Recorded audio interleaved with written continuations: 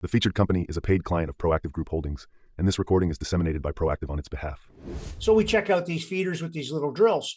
We checked out three feeders. Two of them came in nicely. Third one was a duster, but that's exploration, and that's expanded our exploration fairway enormously. All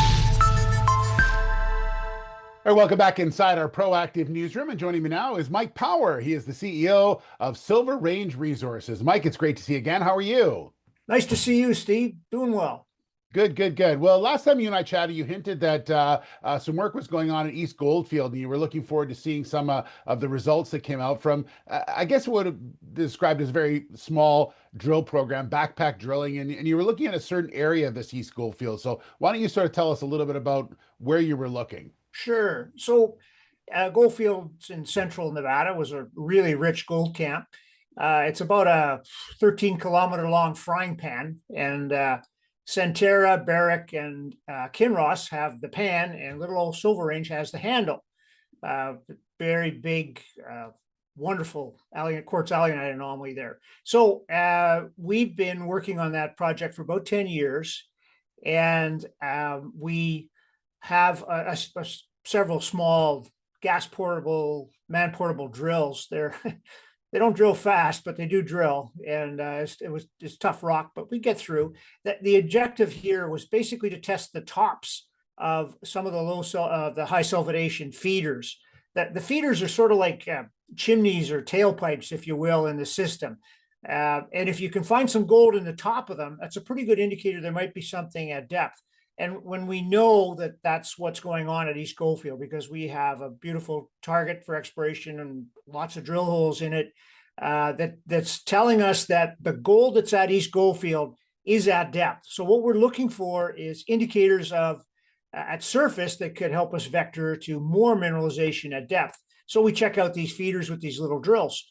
We checked out three feeders. Two of them came in nicely. Third one was a duster. But that's exploration, and that's expanded our exploration fairway enormously. So that's good news, and now we're ready to move on, and we got some plans there. Yeah. So just on that, you weren't expecting really large numbers, just expecting trace amounts, and you got about 1.83 grams per ton gold. So encouraging is, I guess, a way to describe it. Yeah, I thought there was a 3-grammer in there somewhere, but I must have missed that. Anyway, no, they're good numbers, and they're not true widths, and the drill holes are pretty short because the drills can only go so far before they jam out.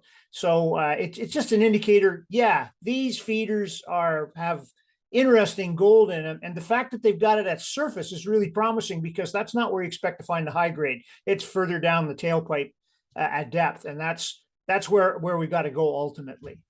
Okay, so now the next step, you've got to sort of what's been very successful for you, Mike, and that is doing some geophysics and some I guess that flyover is what you like to call it. Yeah, we've run aeromag and radiometrics on it. Gives us a framework. We completed a large geologic mapping program there this spring, which really clarified what we think is going on there. And we do see a large target now showing up.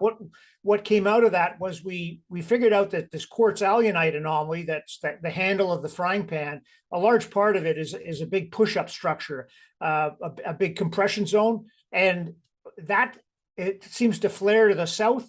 And to the south, we have the Tom Keene mine, and we've got a target there for exploration at depth. So it's starting to look like a much bigger target than we originally envisaged.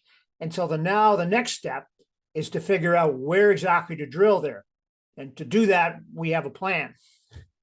Okay, what's the plan? Well, we're going to run a 60-kilometer 3D IP survey over the whole property. That's over 5 kilometers of strike length here. And we feel that survey will clearly identify the resistivity targets that are likely associated with the base of the feeder structures, where you get a lot of quartz, and that's where the gold hangs out. We think we'll be able to image that nicely with the 3D resistivity survey, and that's the cunning plan, is to get out there and get that done, and hopefully have some great drill targets by the fall. And this will take you right through the end of August, right? It's a big survey, yeah, and we're just waiting on some access permits, and as soon as we can get in and get on the ground, we'll get started. Hopefully we'll have the survey done by the end of August and some results to share by September. All right. We look forward to it. Very interesting. Mike, thanks so much. Really good update from you, and good luck with that this summer. Thanks very much, Steve. So long. All right. There's Mike Power, the CEO of Silver Range Resources. The featured company is a paid client of Proactive Group Holdings, and this recording is disseminated by Proactive on its behalf. It is for informational purposes only and does not constitute investment advice, an offer, or a solicitation to buy or sell any securities.